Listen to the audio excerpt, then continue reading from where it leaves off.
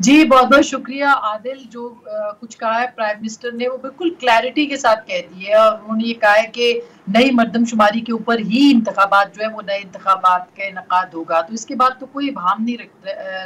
रहा, क्योंकि उसकी वजह ये है कि यही सबसे बड़ा तनाज़ा इस वक़्त चल रहा था कि अगर पुरानी मरदमशुमारी के ऊपर है तो उसका भी नोटिफ़िकेशन जो है वो सीसीआई को देना है, और अगर नई मरदमशुमारी के ऊपर होना है मामला तो उसका भी नोटिफ़िकेशन जो है वो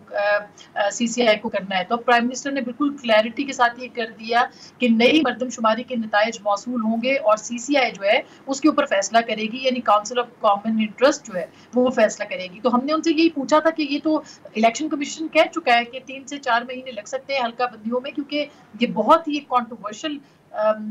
काम होता है, कॉन्ट्रोवर्शियल ये टाइम होता है कि जिसमें कि हल्का बंदियां करनी होती है। उसमें प्राइम मिनिस्टर ने कहा कि ये उनका हेडेक है और ये उनको करना पड़ेगा, ये उनको अपने गिवन टाइम के अंदर जो है वो हल्का बंदियां करना पड़ेंगी। लेकिन उनकी बात से साफ नजर आ रहा है कि इंतखाबात जो है वो तकरीबन जो है वो नवंबर में कम से कम होते दिखाई नहीं देते। इसके आगे वो दिसंबर में जाएंगे, जनवरी में जाएंगे, ये एक अलग कहानी है। मगर